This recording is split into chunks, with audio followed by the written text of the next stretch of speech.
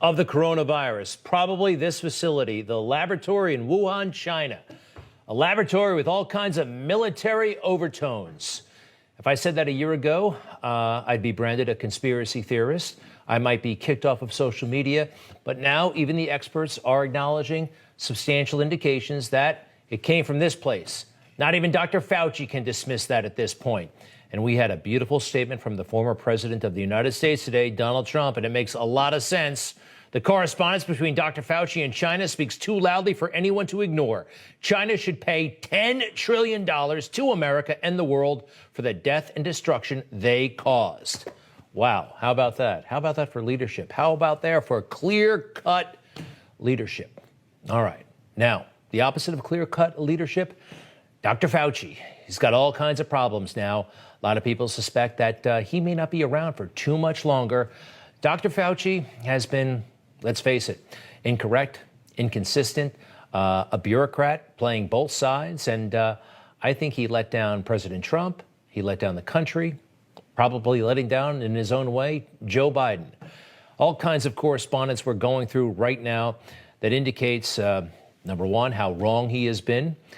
And number two, that he knew a lot more about the situation with that laboratory than he's let on publicly.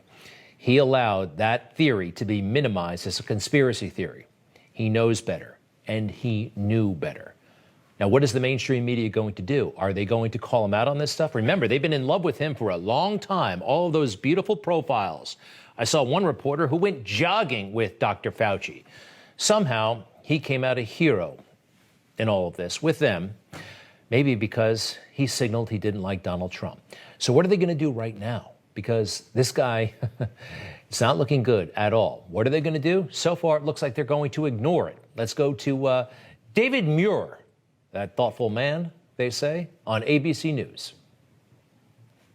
Dr. Fauci making news late today talking about those states where the vaccination numbers are considerably lower than the national average, and his concern as we now head toward the 4th.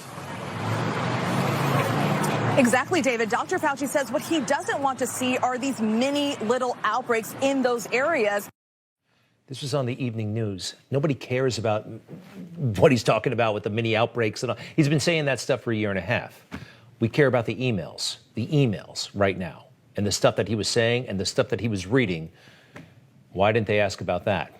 And when they do ask, they do it in the most polite, utterly cautious way. Here's NBC News. Dr. Fauci, some of your emails were obtained by several news organizations under the Freedom of Information Act. You exchanged emails with the Chinese director of their Center for Disease Control. President Trump's former chief of staff today suggested that you and others didn't do enough to investigate the origins of the virus. Did you? Did you? Did you? You see, it has some teeth, and then they let him off the hook. Did you? Did you do that? Did you do your job? And he can answer it any old way. Better question is, what did you know and when did you know it? This seems to indicate that you know that Wuhan lab may have been involved in all this. How did he respond? Like any classic bureaucrat would. So when you talk about investigating the origins, I don't believe that that's the role of the National Institutes of Health. Ah, right? Not my job. Just like any good bureaucrat. But most bureaucrats don't wind up on the cover of InStyle magazine. That's what did it for me, this little moment. I'm like, wait a second. The whole country is suffering, and he's having a grand time in sunglasses by his pool. It made no sense. So when I heard about his book deal, I wasn't totally shocked. A book deal. While you weren't working, while this city was shut down, the country was shut down, the world was shut down, he had a documentary film crew following him around, and he wrote a book.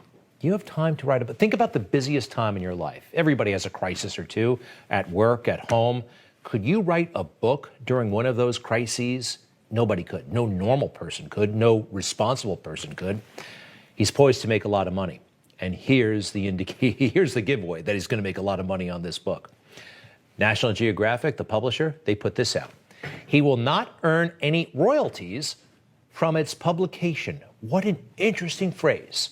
Royalties. That means you get like $1 every time a book is sold or whatever. You get a portion of the proceeds. Nobody makes money that way. You make money on the advance. Just ask Governor Cuomo.